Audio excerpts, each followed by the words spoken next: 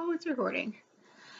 So, I want to do a soft speaking story time, sort of ASMR, but not exactly. It's just going to be more just soft spoken story, and hopefully people can relate to it. And it's going to be something that I hope to keep up over the next 4 months, and beyond, depending on how it goes. But it starts with 3 years ago. I was diagnosed with intracranial hypertension. It's a chronic brain disease where your body produces too much spinal fluid and it puts pressure on your brain, which can lead to kind of a variety of different issues. Blindness is the big one. One of the ways that they treat it is by putting a shunt in. And a shunt is normally inserted into the brain with a tube that goes down into part of your body called the peritoneal sac. It drains the excess spinal fluid into that sac, and then your body can reabsorb it or eliminate the fluid. So it was usually done by an adjustable shunt. Sorry, I have a beagle who just shot off running that way. And the shunt is programmable through a wand that they wave over your stomach. When I had my shunt put in, unfortunately, the first hospital that I went to used the wrong shunt. They put in a non-programmable one. So, I mean, it's been 3 years, so super long story short, when using the wrong shunt, you can overdrain the brain. So there's been you've spent however long until they find a diagnosis, and it's a really rare disease, so it takes a while to get a diagnosis. With a certain level of fluid on your brain, and when they drain it all at once, it's called overdrainage. And for me, that meant that I ended up bleeding into all different areas of my brain. And then that caused all kinds of problems. And a big thing was I had trouble getting doctors to believe that something was going on, and that things hadn't gone.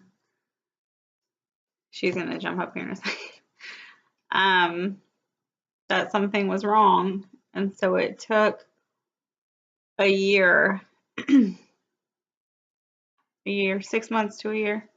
There was a surgery in between, because I was still leaking fluid. She's gonna help.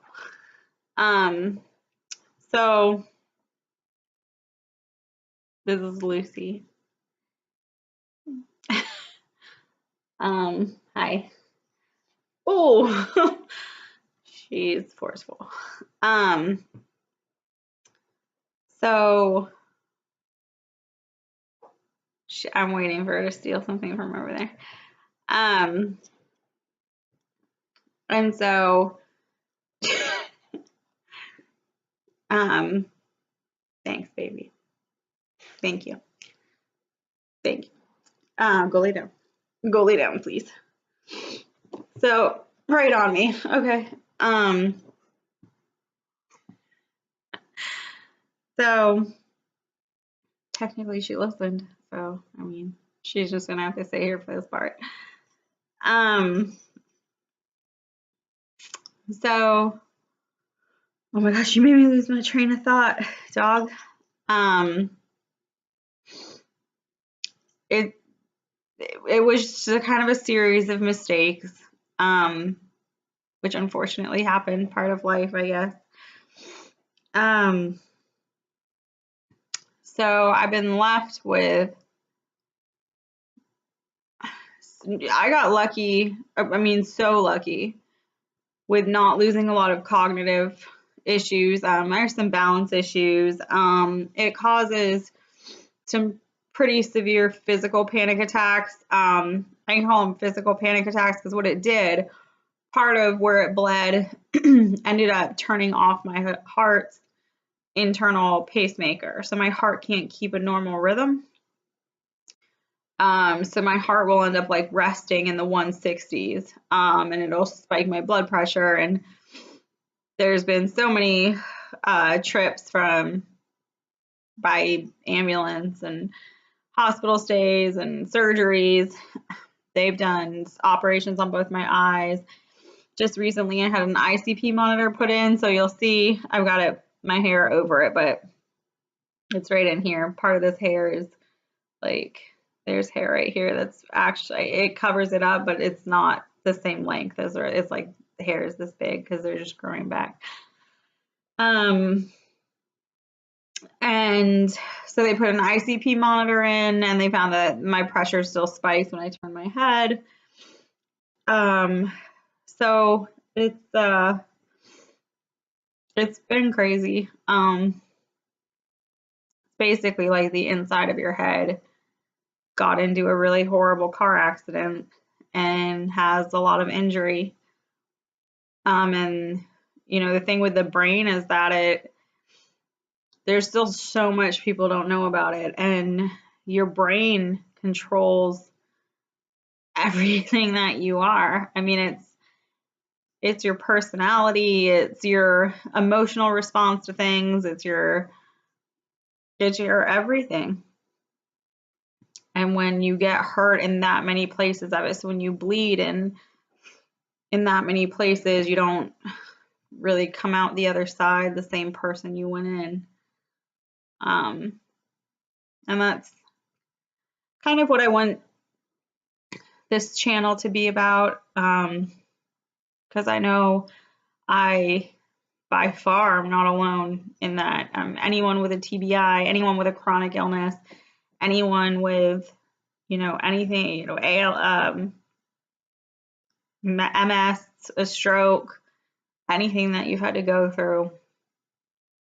I won't pretend to understand anyone else's journey, but I think you're all kind of in the same universe, at least. For me personally, the hardest part of everything is that I am a police dispatcher. I was one when I got sick, and it was I say it's the one thing I've truly ever been in love with. When you work for law enforcement, it's not just a job, it becomes such a huge part of your life. And it's the same for me.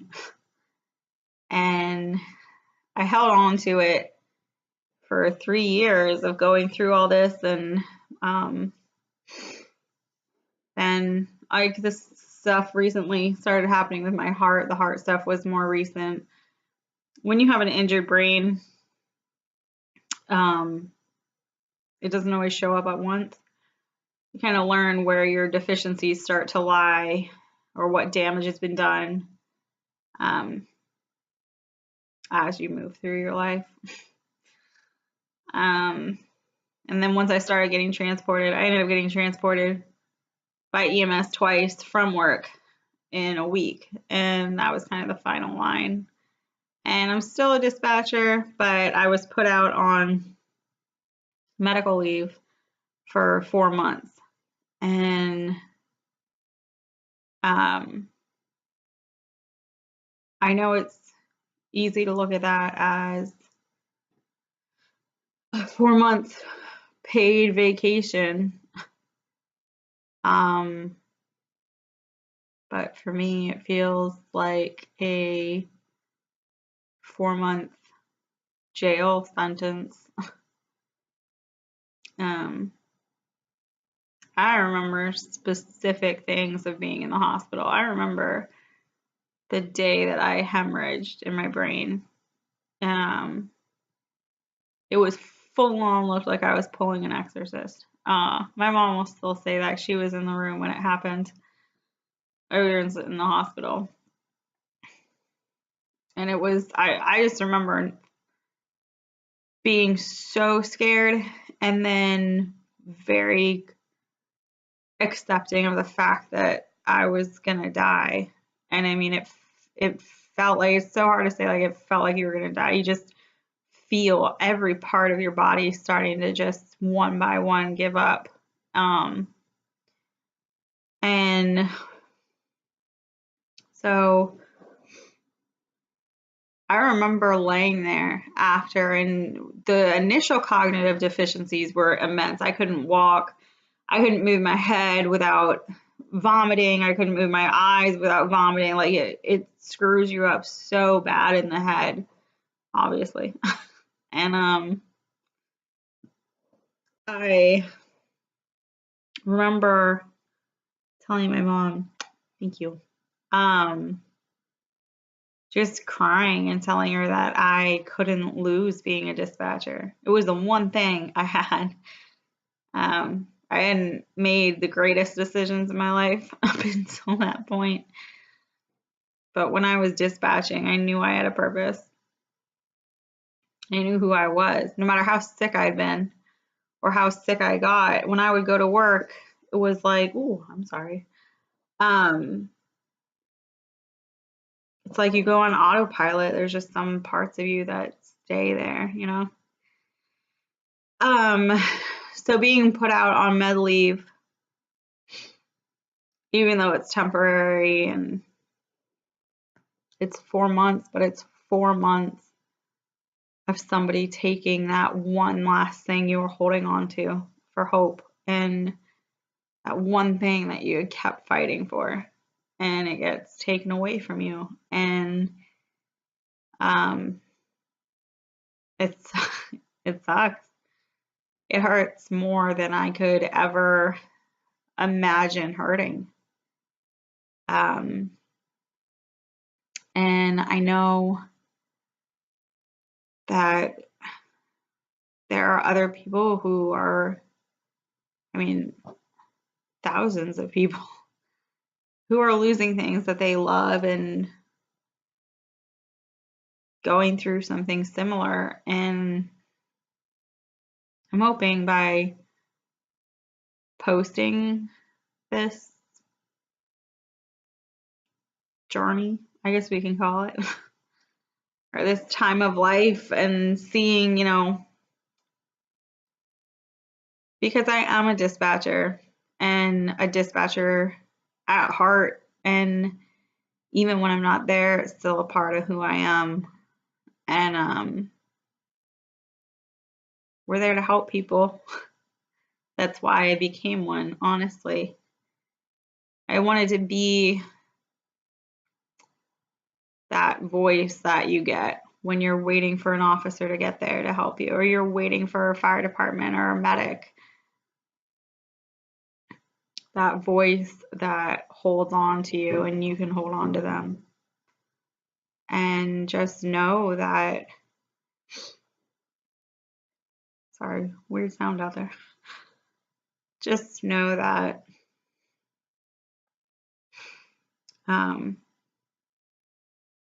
you know, I'm going through it too. And I want to show you how not to give up. And I want to show you that you can get hit by life so hard. I mean, life is full on kicking my butt right now. Full on. I never, ever, ever would have thought that it would turn out like this. And it's immensely hard and obviously hurtful.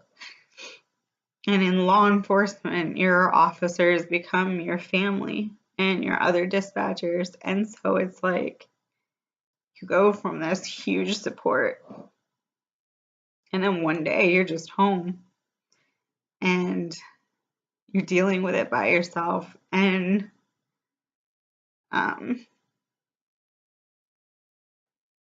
it's hard. So I just want you to know that I get it. I get it. And maybe having the perspective of someone who's from that field, you know, like I've taken calls from people who are hurting and who don't know what to do, and I've been there for them. And it's humbling to be on the other side of it, because now I think back to every person who ever called me and told me that they didn't know what to do and they didn't know how to get through it because they never thought that things would turn out like that, you know? And we do the best we can to understand through training and all of that. But until it happens to you, you don't know. You don't see how they can get there. And I definitely see it. And I think maybe something really great can come from the fact that I'm down here, knocked completely down, and have lost everything that I was holding on to.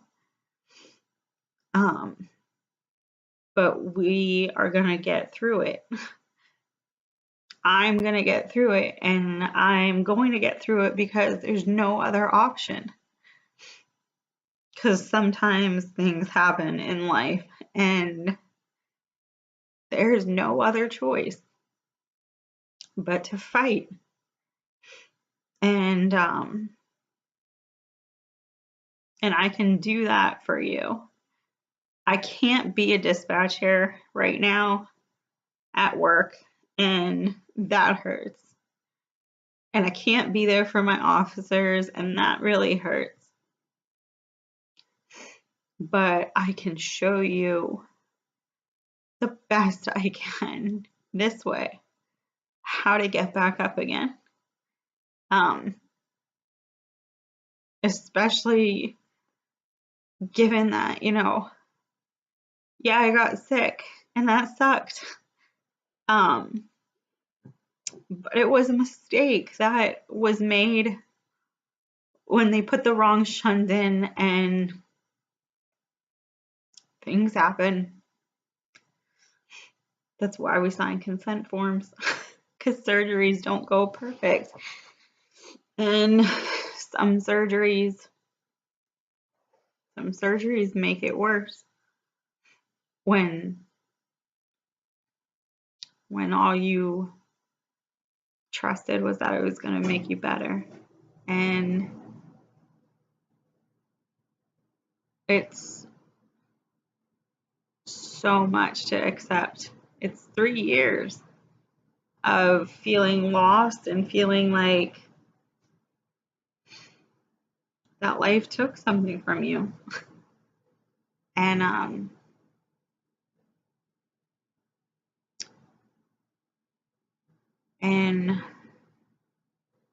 there's going to be ups and downs, and I actually wanted to start this on a more down day, because I believe in positivity. I believe in holding on to hope. You have to hold on to hope. but you have to start from the bottom sometimes, and that's where I am. So I hope you stick around through the next 4 months. I want to keep this pretty updated over the next 4 months. This is Lucy, by the way. And show progress, show the ups and show the downs. And I hope you all, whoever watches this, shares your journey too. I would love to learn from each other. I would love to hear how you get through the unexpected and the dark days and the days that life really kicks you in the butt. And just know that if you're fighting anything similar, you're not fighting it alone. And I promise I'm going to keep fighting. So if you ever need to see somebody fighting back, you can come here and know that I'm fighting with you. And everything, I'm not going to say that everything is going to be okay. I actually just had this conversation with somebody that I know. When we're young, we're taught that everything's going to be okay, no matter what, everything's going to work out, everything's going to be fine. And I wish instead someone had said, sometimes it isn't.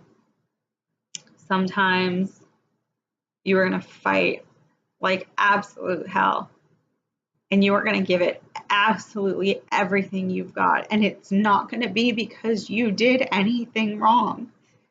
It's going to be because you did everything right. And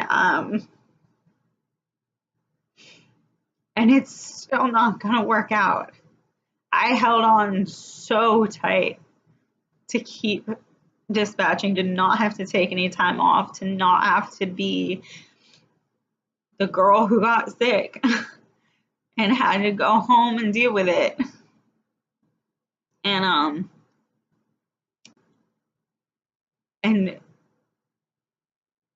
just because it didn't work out, that's okay. It's okay that sometimes things don't turn out okay. Part of life, I think, sometimes is realizing that you gave it everything you had, and the door still shut at the end, or you still reached a dead end. And because we've been taught that everything is supposed to work out okay, you get to that point and you feel like you failed, or you feel like that's it, there's no more hope because it was supposed to work out and now it can't.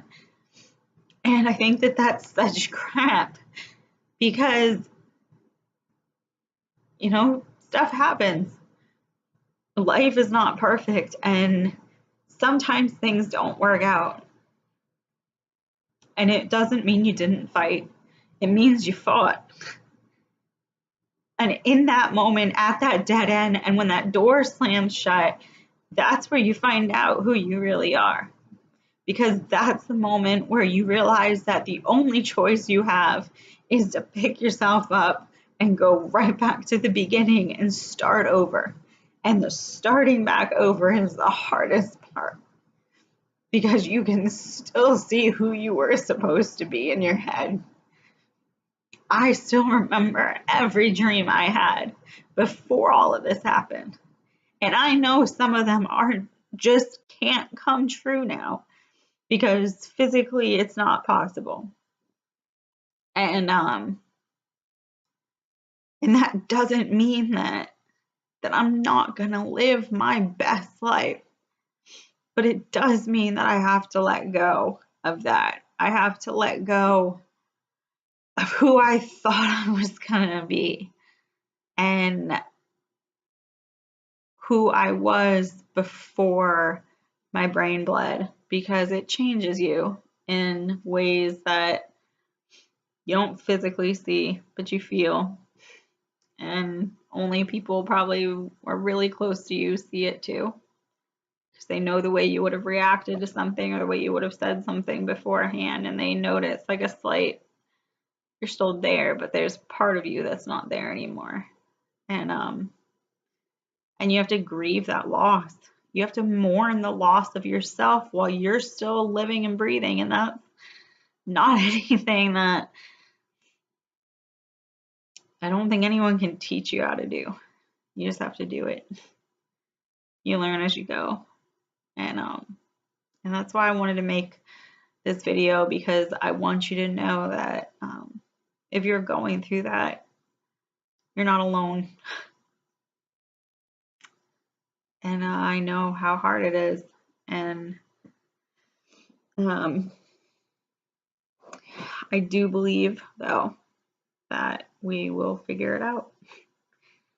Dispatchers always come up with solutions. It's what we do. So, again, I hope you stick around. I hope to hear from your stories, and I hope to I don't know if she's making weird sounds. I hope that we can learn from each other and grow from each other and support each other and find the best version of ourselves through what feels like everything crashing down. I think sometimes in moments when we are most lost, we have the best chance of figuring out who we're supposed to be. Stephen Hawking said, who recently passed away, where there is life, there is hope. And that is one thing that I have always held on to, because it's so true. While you are still breathing, while you are still on this earth, there is always, always hope. And to end this video, it's the one thing I want you to hold on to, that you are still here for a reason. There is absolutely still hope, and there is absolutely still so much beauty in this world and so much to live for. And in the next 4 months of me being on med leave and figuring out who I am, because I've spent 3 years dispatching throughout all of this, kind of not having to face it, and now I'm having to face it all at one time. I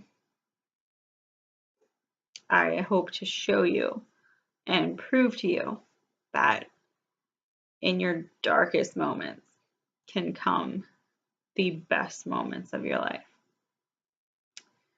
So I look forward to meeting you all and getting to know a lot of you who hopefully watch this, and comment and subscribe.